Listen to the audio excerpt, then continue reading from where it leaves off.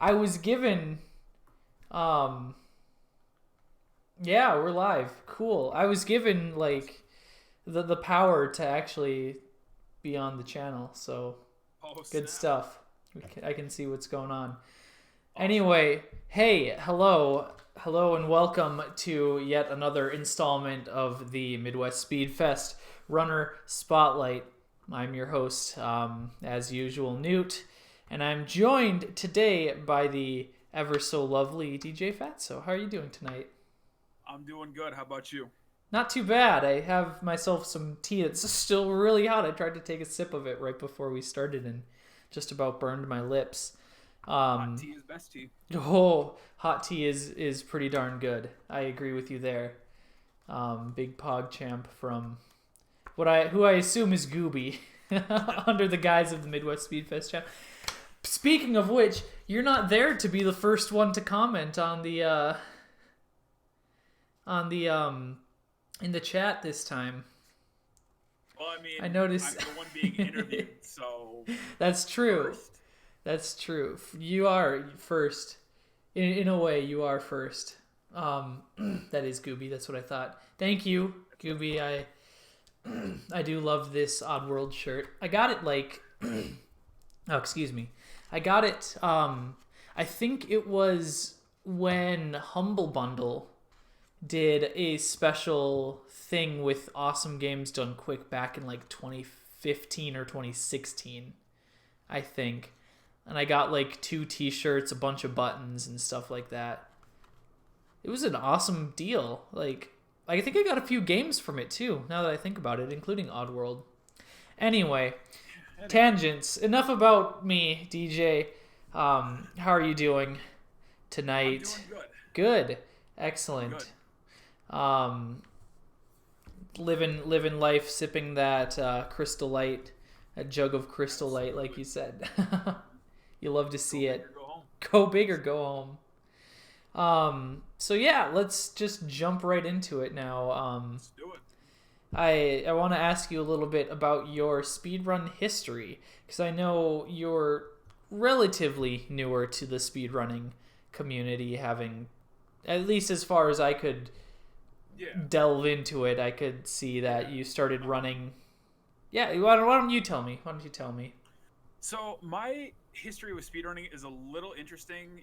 A lot of people like, oh, I saw this game and it inspired me to speedrunning. My history with speedrunning is started in 2013. I was homeless. Sorry Mm. to be a downer. First question of the run, or first question of the interview, run interview, same thing. Um, I was homeless and I had nothing to watch, and this was right around the time Summer Games Done Quick 2013 just wrapped up. Ah, yeah, yeah. I don't remember how I stumbled upon these runs, but from I want to say October of 2013 to right before Summer Games 2014 started, I binge watched every single speed run that I could from I Eat Your Pie, Narcissa, Carcinogen was a big one. Oh yeah. I watched a lot of his runs, and that's kind of what inspired me to start speedrunning Resident Evil. Now during Yeah. this time, I was bouncing around a little. Sorry, I was No, bouncing go around for it. shelter to shelter, um, and a lot of the counselors there pretty much told me the same thing, and that speedrunning was a waste of time. That you'll never accomplish anything speedrunning. It was just like constant put down, constant put down. Yeah. So, and then I get back to Minnesota, and obviously inspired by Games Done Quick, I tried to put on my first speedrunning event. It was a bomb. I bombed big time. I think I Mm. raised a grand total of $18. So, Hey, you start somewhere, like. but the people that were helping me quote unquote promote this event were saying the same thing, like, oh, speedrunning is nothing but cheaters. Oh, speedrunning, it's a waste of time. All this negativity. Most people would say it kind of would diminish it. No, it ignited my passion for speedrunning. Good. And so 2016 was the year I first started doing speedruns. Okay. And that started with Resident Evil, and then Resident Evil 3, then Resident Evil Survivor. And then obviously it escalated to backyard wrestling, which I'll get into a little bit later. But now I've done numerous Midwest events. I just did Distant Star Cares 19. So Okay. for those listening, follow your dreams. And I know that's kind of like a watered down statement. Follow your dreams. Do what makes you happy. Because speedrunning has brought me a lot of joy and it's brought me a lot of friends. No, that's 100% hard agree on on that statement. Like, don't listen to when people tell you like, oh, your dreams will never amount to anything. Your dreams matter to you. They don't matter to anybody else. Do what makes you happy. I love that so much. And as kind of a recurring theme, the people that obviously told me the same thing about speedrunning, I also had people in in the other camp, music, saying pretty much the same thing. But we'll get into that a little later in the interview. Yeah, of course. But so that's a little bit of my gritty history with speedrunning. Okay. And it's getting better. Yeah, no, it always be looking up. But I hard agree on all of that. Like, absolutely. Everybody out there, follow your dreams. Like, seriously, you'll be a much happier person if you do than just trying to follow the societal norms of like jumping into a 9-to-5 job working at some office, unless that's your dream. If that's your dream, by all means go for it, but don't let people tell you how to handle like your shoot, what's the word, your passions or any of those. Anyway, yeah, so you got into speedrunning about the same time I did, around that era. You listed off Carcinogen, Narcissa, or a couple of the people that really got me into speedrunning as well. And you said that Resident Evil in particular was one that you really got interested in, was the first game that you started running back in 2016. Yep. The first game actually technically was Resident Evil Survivor, because it was the shortest of the Resident Evil games. Okay. I think my first personal best for Resident Evil 3 was around 7 hours. So, needless to say, that was a very easy PB to beat. Well, I mean, again, you have to start somewhere. It's exactly. I feel that. I am dreading the day that Torp makes me do a full speed run of Twilight Princess at some point, because it's going to be a long, long day. But tell me. Them. There's you go ahead. No, I was gonna say go keep talking about Resident Evil. So yeah, Resident Evil. So when I was growing up, this was where Resident Evil 4 was the brand new Resident Evil. It's still a GameCube exclusive at that time, and I was still living with my sisters. And that's the one game we just like really bonded over. They, a little bit of a sidetrack. When I did my first run of Resident Evil 4 HD, they were the first people I sent the VOD to, and they were really happy about that. More or less surprised that the striker is the most broken weapon in the game.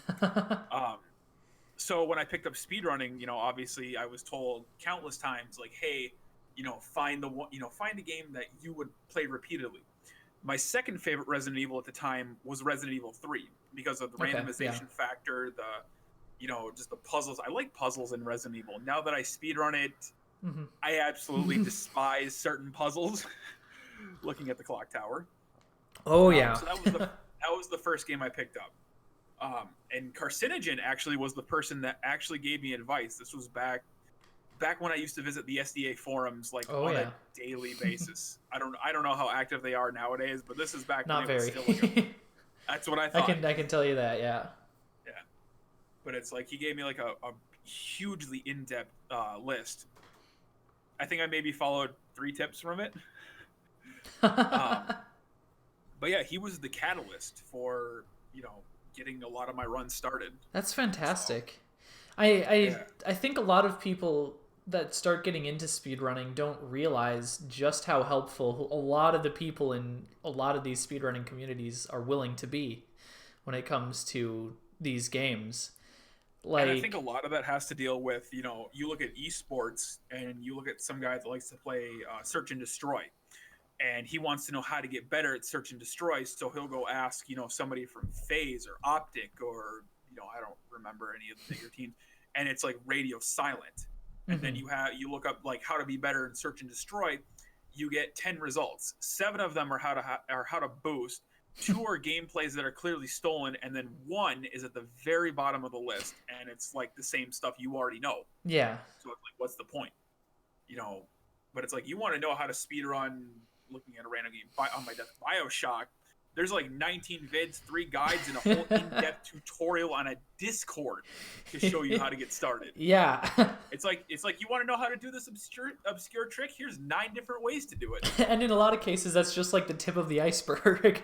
Exactly. It's like you're just scratching the surface. It's like once Yeah. you start speedrunning, you never look at gaming the same way. Yeah, exactly. I totally know what you mean. Exactly. But that's fantastic that Carcinogen was so helpful with that. Yeah. That's something that I love to see. Make all the dreams come true. Lots of hearts in the chat right now. You love to see it. I think it's my sister. Oh, well, What's hello. up, sis? Anyway. Anyway, so Resident Evil 3 was sort of your introduction, or Resident Evil in general was sort of your Yes. introduction into speedrunning. Um, Yep. you want to talk about some of the other games that you've speedrun in the past? Because there is quite an interesting list of games to talk a long about. list. Let me pull up my speedrun.com page. There's too many to list. I'll go through the meme ones first. Obviously, if you saw Distant Star Cares, I ran a little game called Elmo's Number Journey.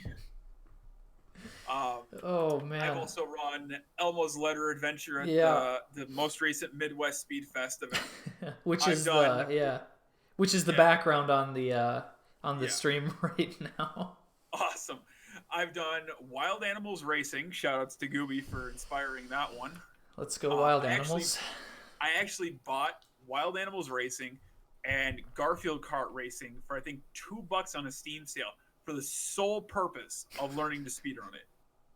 I've got like 9 games I bought for $2 in a bargain bin just to learn how to speedrun it. Probably never gonna do it, but it's there. You have a run for Wild Animal Racing at least.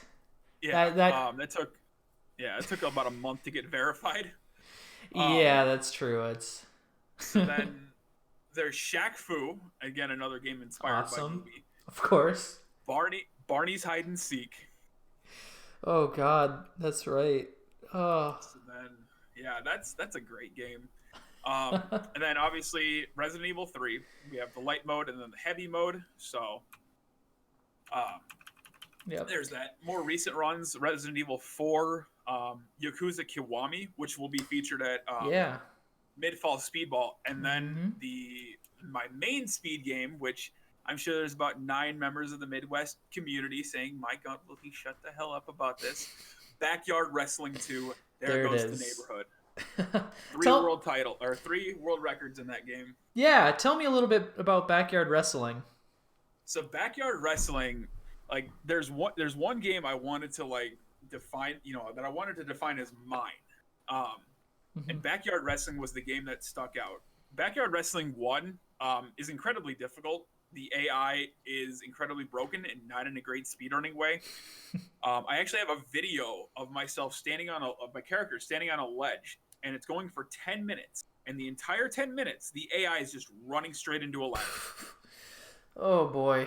A typical Backyard Wrestling match will go something like this if you're not familiar. Grapple, stomp, finish, pin. Okay. Items have heat-seeking ability for some reason. Huh. You could be 4 football stadiums away, and a can will still ping you in the head. Of course. So I will admit I have done a quote-unquote cheated run of Backyard Wrestling with a God mode code.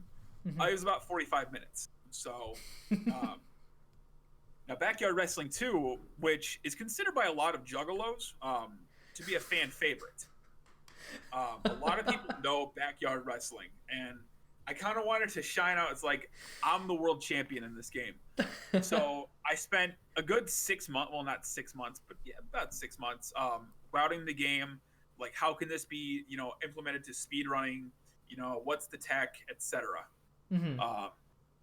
And the first run of Backyard Wrestling, which was an Eastern title category, was about an hour 15. Okay. Current world record stands at about 34 minutes, which was a Distance Dark Air 18 live world record. Okay. The reason it was an hour 15 is because I didn't know you could skip the cutscenes. Like, I didn't know you could skip cutscenes, and for certain missions, like, okay, you have to block 3 times. Yeah. I didn't know that you could just complete the objective and back out. I thought you had to finish the match. Okay. So Eastern title, each category has its own thing about it that makes it interesting. Eastern title has the reversals mission, which you have to score 3, reverse 3 grapples from your opponent. Okay. When they grapple you, which is random, you have a 25% chance of trying to get it. So obviously getting 3 concurrent grapples would be perfect. That has not happened in any one of my runs. So then you get into Western title, which is when you start hitting crash territory. In all the time that I've been running Backyard Wrestling, I have had 1 run not have a single crash. Oh my god. That's when you get into crash territory. You start seeing stands missions, which restrict a certain ability, like beat 2 matches without using grapple, beat 2 matches without using super. Mm-hmm. And then you start getting into world title, which is when the whole game cranks to 11. Oh boy. Diston has seen a world title run. So I mentioned in Eastern title there's reversals. You have to score 3. World title has a mission where you do 30 of them. Jeez. 30 of them. Why? So and that's just the brewery stage. And keep in mind, you're getting deeper into crash territory now. Then you start hitting Junkyard. Junkyard has the biggest choke point, which is block 50 attacks in a row. Oh my god.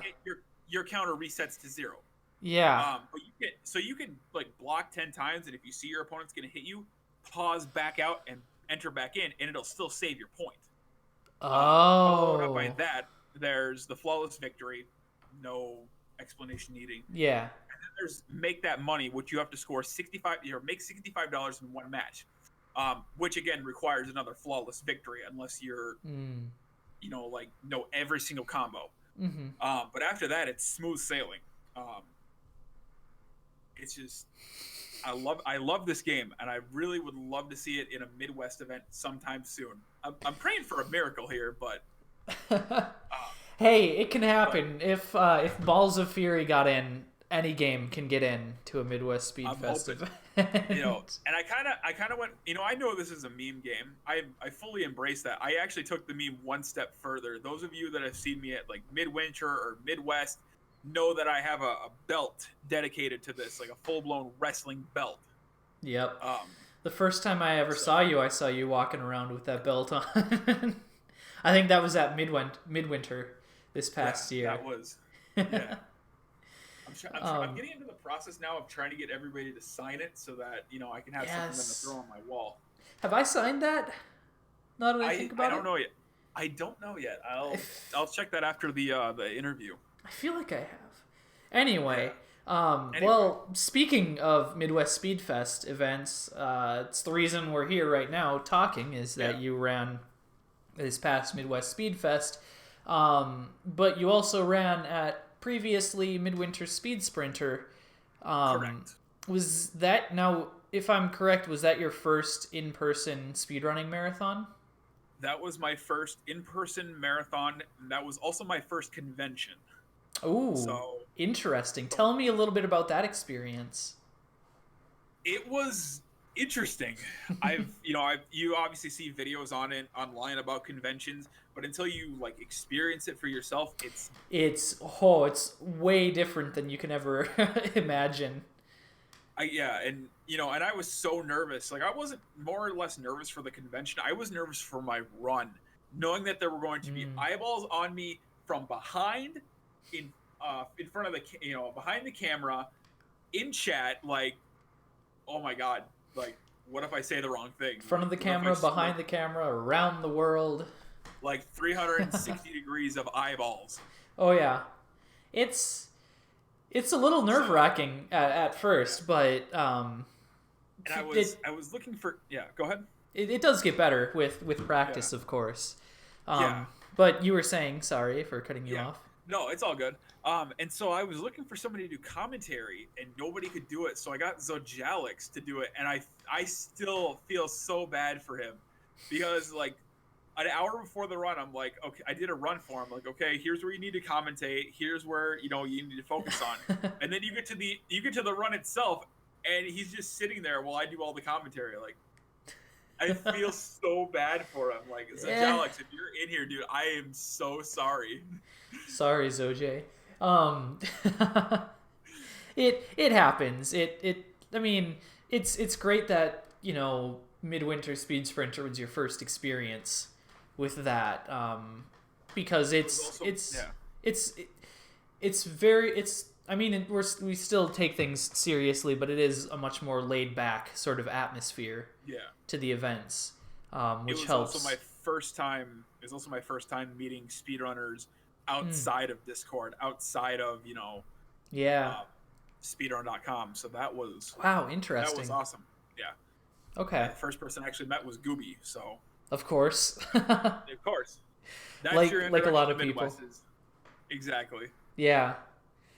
I think Gooby was my first introduction to Midwest Speed Fest as well, when I showed up for Mid-Fall Speedball 2 years ago. Yeah. Heart to you too, Gooby. Yeah, so I mean, that's how speedrunning at live events goes. It's nerve-wracking, it's terrifying, and people don't realize just how much preparation you should put into for a commentary for something. I know everybody has their experiences with not practicing commentary enough. You said yours was Midwinter a little bit. It was still a really good run, I'll say. Yeah. Way better than any commentary or lack of commentary of mine. My first couple of runs at Mid-Fall. I have to say this about my Midwinter run. I went and reviewed the tape, and no diss to the people that donated, but had the stars incentive not been met, I would have PB'd. Ooh. I don't know how. I don't know how that would have PB'd, but it would have PB'd by a couple of seconds. Okay. Yeah. That sort of stuff happens all the time. Like, it wasn't due to any incentives or anything. But when I did Bugdom 2 back at Mid-Fall Speedball 2017, I didn't realize it at the time, but I did a backup strat that was like a little bit more marathon safe in the last level, and I realized afterwards that if I didn't do the backup strat, and if I would have gone with like the regular strats and gotten it like right away, I would have PB'd and gotten a world record at that event. The many what ifs. Yeah, right. Exactly. I feel that. So that was Resident Evil 3, correct? That you ran at Midwinter? Yeah. Yep. And then most recently, Midwest Speedfest 2019. one of the most difficult and speed strat intensive games I've ever seen. You played all those tricks. Every single one. You played Elmo's Letter Adventure. Yes. Can you talk us through that one a little bit? I'll give you a short version of it. I was on a quest to find the memeiest game I could find and afford, and I knew of Sesame Street games, and I stumbled across. I say stumbled, but really I Googled it. Mm-hmm. Like Sesame Street games, and I found Number Journey, and Letter Adventure. So I went into the Discord, because there is a Discord for some reason. And like, okay, what are the strats for PlayStation? And the consensus I got was don't do it. So naturally I did it. Of course. The PlayStation version is very much inferior to the Nintendo 64 version in a rare twist. Interesting. Elmo runs a lot slower. The graphics are terrible, but then again, I also run a 42-inch TV, so there's that. That'll do it. So I hold, aside from the all difficulties category for PS1 for Letter Adventure, which nobody's done, I hold every single world record for Elmo's Letter Adventure for the PlayStation. So there's that. There you go. That's something. Someone's got to do it, right? Exactly. Someone's got to run PlayStation. That was an interesting run. I'll say. Good. Yeah. A good time. That was early morning, one of the days, right? That was what I refer to as edutainment block. Yes, that's right. I was there for that, which was... When did that... That was after Hylix, right? Yep. On that day? Yep. Yeah, early Saturday. That was a good morning. That was an awesome morning, and I'm glad that I showed up bright and early that morning. I'm glad you did too. So, oh shoot, hold on. So aside from these Midwest Speedfest events, you've done a few other, you've taken part in a few other marathons lately as well, correct? We're good. Oh. Hello? Hello. There you are. I think. Are you there? Hello?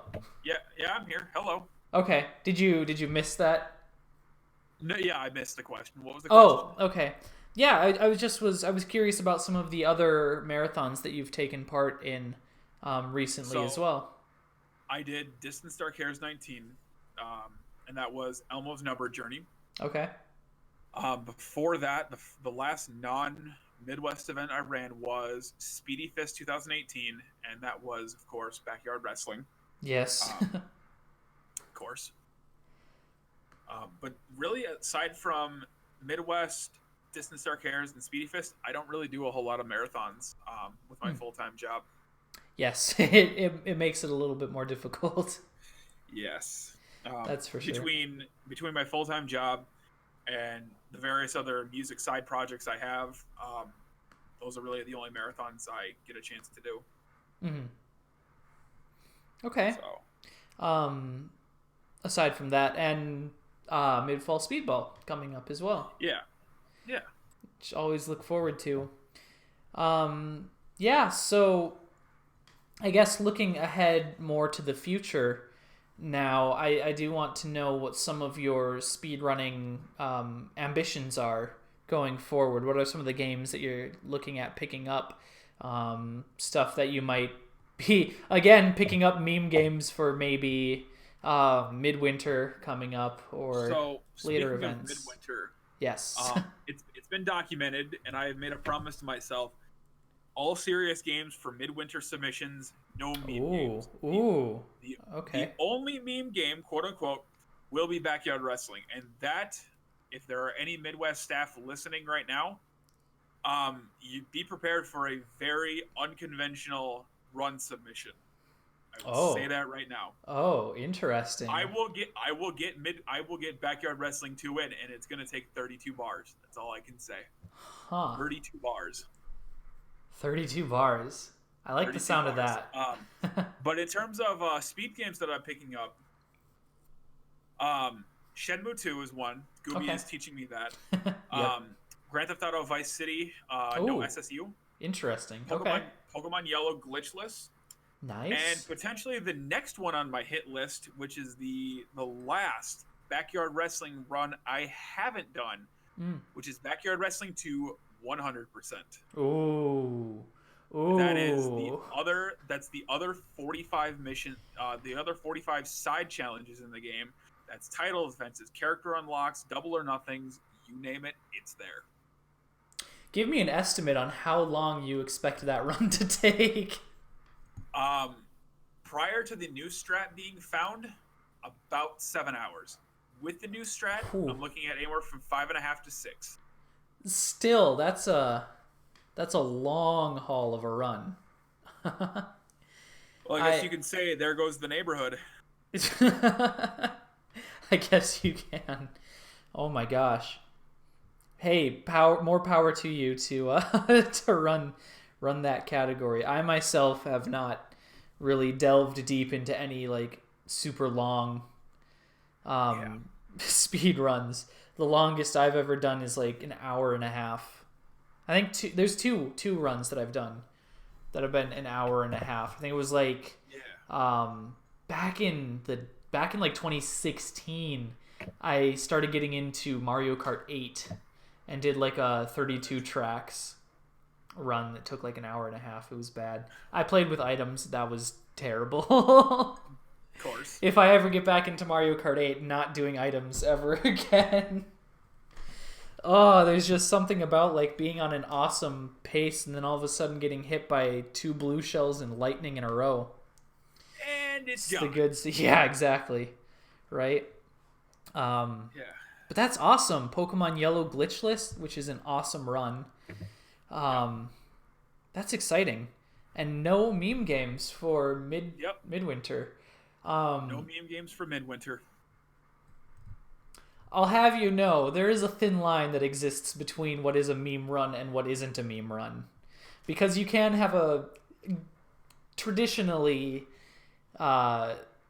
meme game that can be a very serious speed run. Let me rephrase. No Barney, no Elmo, no Shaq. I'm sorry, Gooby, but no Shaq. Oh, take that, Gooby. So we're going to get some wild animal racing then? I mean, Giraffe Man is forever on a quest to find the meaning of life. Ginger the giraffe is the best giraffe, the best animal that ever existed, ever, and now exists on a higher plane of existence. All hail Ginger the giraffe. Oh man. So, cutting away from that. God. Oh, wild animal racing. Yeah, so that covers sort of. Actually, here's a question that I haven't asked you yet. Shoot. Yeah, what got you involved with Midwest Speedfest to begin with? You know, and it goes. I hate going back to backyard wrestling. I mean, that's a flat out lie, but whatever. Go for it. I was looking for I was looking for like wrestling discords or fighting game discords, and the Speedfest Discord came up, and that's kind of where I discovered Speedfest, and then obviously DSC was a thing. Saw Gooby running in that. We formed a friendship that kind of blossomed in the Midwest. So, and long story short, you're here. Interesting. Short, I'm here. Cool. Exactly. That was a much more straightforward answer than I was expecting. A lot of people tend to have these really convoluted stories about how they got involved with Midwest Speedfest. Nope. Mine's very simple. There you go. You like to hear it. Yeah, so outside of Midwest Speedfest then, and outside of speedrunning in general, what are some of the other things that you do to take up your free time, other hobbies and whatnot? I know music is a very big hobby for yours. You want to talk a little bit about that? Music? Oh, we are going to talk about music. I love talking about music, so my music, quote unquote, career kicked off in 2011, out of a wanting to just make music. Yeah. And I started, I took beats from the internet. I tried making music, and this formed what would be known as The Landing / Book of the Fat, which was to be my first debut album. Mm-hmm. Both were scrapped entirely. I Oof. took a year and a half long break from music, and as my camp started to change and the people I surrounded myself decided to change, I tried assembling my second mixtape, which is known as TBA True Bold Awakening. Hmm. That mixtape was in the works for 5 or 6 years before I decided to scrap it. Whew. Um, and I So took. Go ahead. so were those decisions to scrap those projects just sort of the spawn of like perfectionism when it came to your music? More or less, the people that I was surrounding with, the negative vibes that I was getting from Mm. people on a consistent basis, and just my own mental demons. And Mm. so in 2016, I scrapped TBA and I took another year-long break from music. Um, a little bit of backpedaling. In 2015, I reconnected with my old music partner, Canna CDK, who's one of Vermont's top hip hop MCs. Mm. Um, and so in 2017, I wrote a little song called Speedrunning. If you were watching Midwest, you may have heard it a time or two. I have And listened I to it a sent it couple to times. Canna, and he said, "This is pretty dang good." Yeah. And so I wrote another song, and I wrote another, and then I started actually forming an album. This album, if you've seen my posts, was known as Path of the Fat, also known as the 7 Year Story. Mm-hmm. This was my history with dealing with personal depression, um, emotions, people in my circle that just said you can't do this because of Mm-hmm. X, or you're gonna flop because of Y. Um, and so, thanks to the collective efforts of Canna CDK, Earworm Entertainment, and Anno Domini Nation to an extent, on July 7th, 2018, July 7th, 2019, excuse me, Mm-hmm. I released Path of the Fat, which was my first full length debut into the world of hip hop. And how did that feel to And get that it has out been there? an amazing reaction. So, major shout outs to everybody there that has either purchased a copy or heard a copy or just enjoys the sound. It means the world. You, Um, you're good. You're very good. I I will say that. Um, so getting into hip hop then a little Operations bit. or crits and collabs. Yeah. It is going to be 20 tracks, 20 tracks, each one having a different artist on it. So 20 Oh wow. hits from 20 different artists. There you go. There you Hello? go. Hello, can you hear me? Hello? I guess you can't Yo, hear. technical Hello? difficulties much? I can hear you. Yeah, We okay. can still. Can you hear me now? Yeah, I can hear you now. Okay, I could hear you that whole time. By the Yeah, way. sorry. I No, thought that's I okay. cut you off. Yeah. That's So a okay. yeah. So Um, crits and collabs is my semi priority right now. Um, it's kind of off and on again. I've written a lot of songs for a lot of artists that I plan to feature. Um, Davey and Quinn, one part of Dark Half, is mm-hmm. next on my to collab with. I've already got collaborations for Canna CDK, Bloody Ruckus, a lot of artists that nobody has heard of. I gotta say, um, but there are a lot of artists that I want to collaborate with Yeah, that I plan on doing, and you are going to hear a lot of different sounds on this I'm record. excited. That's really fun. I and hopefully this one won't take me 7 years to do. Hope so. So Everybody's hoping so. the bar is kind of touching the ground at this point. Yeah, no kidding. Um, So aside from music, though, I do collect retro games. oh yeah, of course. So that's What are what are some of the? Oh, we'll get back to that actually in a minute. yeah, I do want to talk music a little bit more. yeah. I want to ask you, who would your dream collaboration be with? Like, if you could collaborate with any artist in the world, who would it be? Oh God, that's honestly something I've never really occurred to me. JB Madrox would be Okay. one. He one half of Twisted. Ah, yeah. So through the grapevine, his collab price is about $2,100. But he's kind of the man that gave me my nickname. In the mid 2000s, he put out an EP called Phatzo, Mm. Phatso, Mm-hmm. and the hook was kind of, "Hey fatty fat fat, oh fatty fat fat, what you got for us? I'm fat, they call me Phatzo," and that's where I picked up the name Phatzo from. Okay, okay.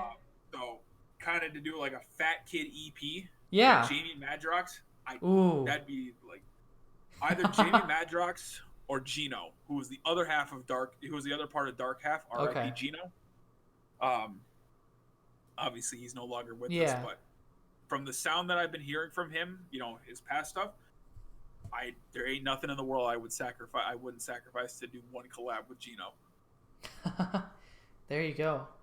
Who are so, who are some of the other like inspirations of yours that got you into music to begin with? Well, there's obviously Jamie Madrox. Yep. There was Canna CDK. Um, a lot of artists that didn't inspire me, but kind of encouraged me. Early Killa C, Tech Mm. Nine. Mm-hmm. I don't want to say a lot of the you know, really cliche names. Like I'm not gonna say ICP inspired me because they kind of did, but not in the way that most people did. Yeah. Um, like a lot of the Earworm guys, especially in the early days Oh of yeah. Earworm, they were like the big names. Mm-hmm. Of Um, course. God, I can't even. There's so many. What about producers? Who are some of the big producers that got you into like putting together beats? Oh, I don't put together my beats. I Oh, buy okay. mine. Okay. Trust me, I've tried to make my own It's beats, hard. but it truly is. But favorite producers: Mikey Clark, Fritz the Cat, Okay. Dr. Dre to an extent because Yeah. a lot of like the earlier '90s Oh sounds, yeah. absolutely, Yeah, they're sick. absolutely, exactly. He defined the sound of like gangster rap. Speaking of Sick Tanic is another one that deserves a Okay. mention. He produces his own music, does his own beats, etc. Hmm. So he's, I bought a couple of beats from him back in the day. Never used them. This was around TBA's, the midpoint of TBA's lifespan. Yeah. Those beats obviously got lost somewhere. So, but yeah, he's another great artist. Okay. So many. The Joker with two R's. Okay. Writes, produces, records, etc. Like he does his own stuff. He's got like a 10 grand studio. Probably Oof. that's probably incorrect, but Somewhere up there. oh come on, again. Oh, can you not hear me now? I can. Oh, hello. Now I lost you. So, chat, hello. I'll take this time to say listen to DJ Fatso's music where you can find it and follow. Oh, there, I can. There, okay. Here's Hello. something. There we go. Can you hear me? Yeah, I can hear you now. I'm just Okay. taking off my headphones, so That's okay. Um, but yeah. So many names and so little time to remember them. okay. No, I feel that. Yeah. Um, have you ever been interested in dabbling in production a little bit more again A yourself? little bit, yes. Not to say I don't love Canna's production, but if I can save a couple of bucks here, absolutely I would. Of course. But like you mentioned before, production is not easy. I think Production is that's not my forte. something that a lot of people that try to get into music don't realize that it's really, really hard. Like, really hard Absolutely. to be able to produce something like unique and interesting.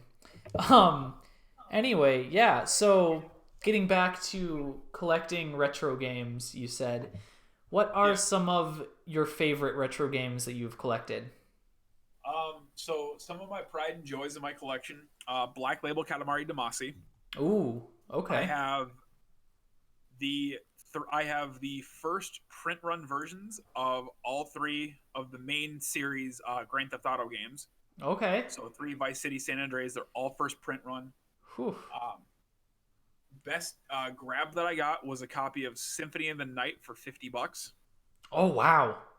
Complete in case. I got a sealed copy of Super Puzzle Fighter 2 for about 20. Oh wow. Um, A sealed copy for 20? yeah, like Oh. it's not sealed. It's not sealed now, but it was Oh, sealed okay. when I bought it. Yeah. That's still impressive. A black label copy of Metal Gear Solid 1 for Ooh. about 15. Wow. Yeah. Holy cow. Okay. Plenty of gems in the collection. What are some of the games that you are on the hunt for right now? Yakuza 1 and 2. Okay. The original Resident Evil, like black label Resident Evil games. Yep. Parappa the Rapper is another one. Ooh, there you go. PS1 version of Parappa. I bought a digital copy, but I want the physical thing. Yeah. For Gotta sure. have the physical copy. Dang, those are steals. Holy crap.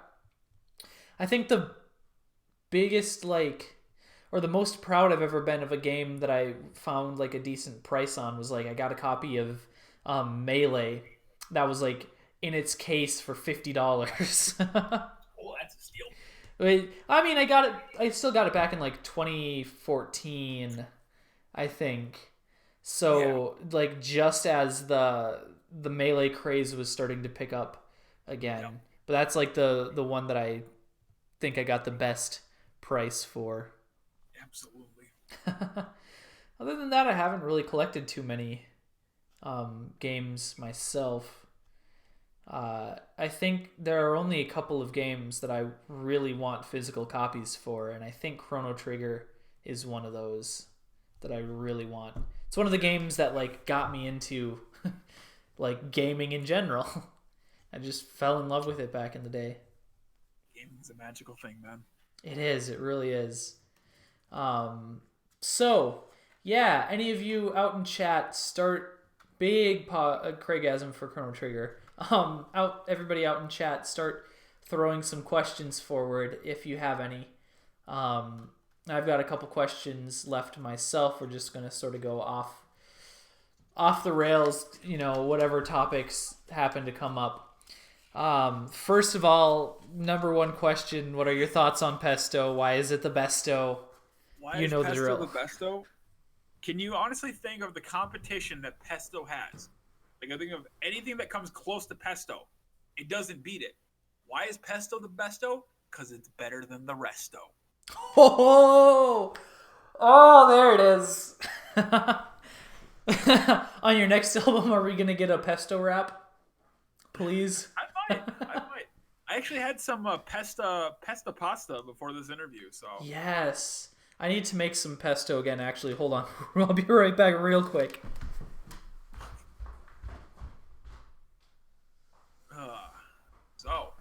I forgot to grab it before the interview started. But I got my basil with me here. Again. It'll hang out for the rest of the interview. There it is. Look at that beautiful basil. Oh, it smells so good. Yes. I say yes. Can I see your pestos in the chat, please? So switching gears a little bit from Pesto. Gooby's got a question. Would you ever want to collect a full set for a console? For example, a full NES set. Hello? Oh boy.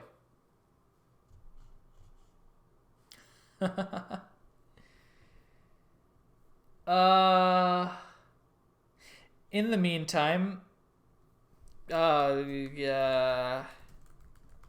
Other one, and I can't remember it. Hold on. I'm starting to crack. Disconnect. Yep, you disconnected again. Oh, sorry. So, yeah, the question: would you ever want to collect a full set for a console? I didn't. Yes. Yeah. Yes, I would. Yes. What console? Xbox, the original Xbox. The original Xbox. Okay. Kind of what dominates my library right now is Xbox with PS2 as a close second. Yeah. Okay. Excellent. And then Favorite, yes, yes. Scarian asks what your favorite game soundtrack is. Favorite game soundtrack is a toss up between Yakuza 0 and Undertale. Ooh, both good. Speaking of Undertale, there's actually a Undertale themed song on Crits and Collaborations. Ooh. There Which you uses go. a remixed version of Megalovania. Okay. Yeah. Be looking forward to hearing that one. Favorite game soundtrack. What's your favorite game, then? That I don't speedrun? Yeah, that you don't speedrun. Favorite game in general. Honestly, I gotta cheat on this one. It's gotta be Resident Evil 4. Because that holds a very sentimental spot in my heart. Resident Evil 4 is a good game. I don't blame you for that at all. Exactly. I think that's still the only Resident Evil game that I've played. I played it a couple times with a friend of mine back in like middle school. I don't remember much from it, but I remember it was a lot of fun and terrifying for a kid that was like 11 years old. Hearts out there for Resident Evil 4, of course. Exactly. Well, excellent. If anybody else has any more questions, now is your time to shoot them forward. Otherwise, speak now or forever hold your peace. Otherwise, I'll start plugging you. You've got your music on Spotify, iTunes, Amazon. Pretty much wherever you can find music. Go listen to the music. Again, I listened to Speedrunning just a couple days ago, and it's a fire track. I love it. Can I do a freestyle rap about Fest?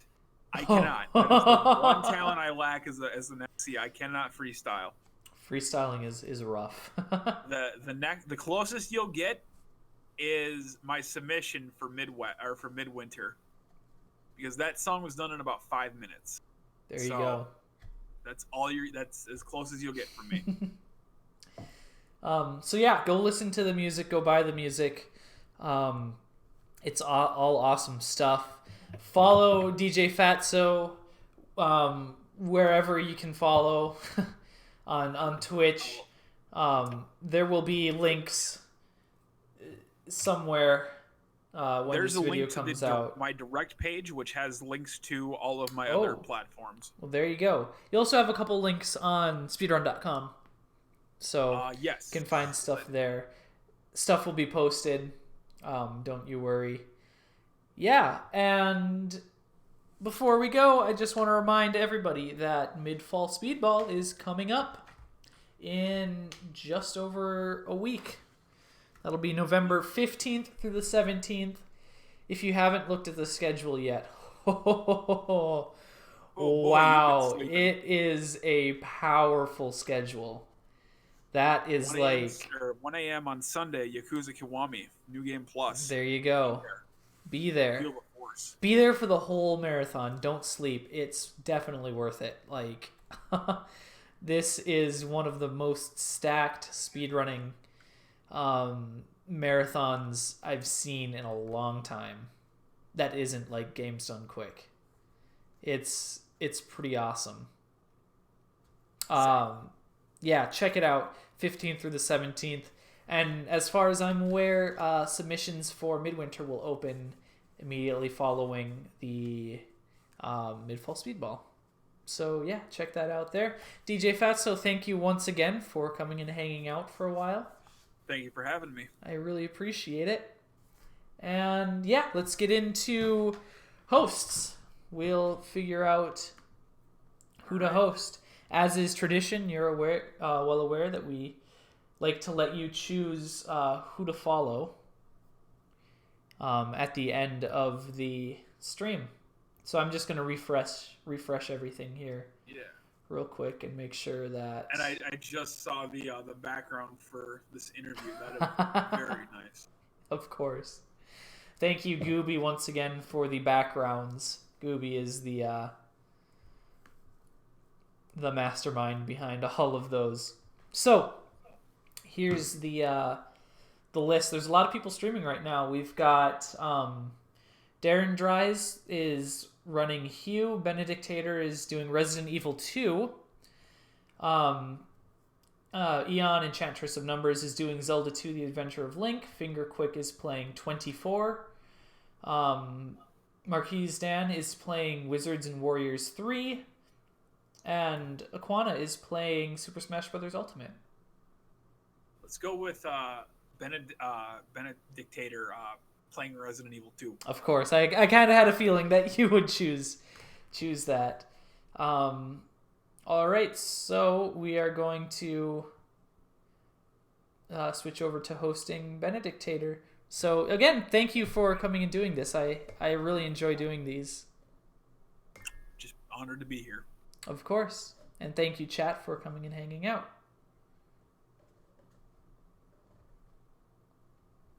All right.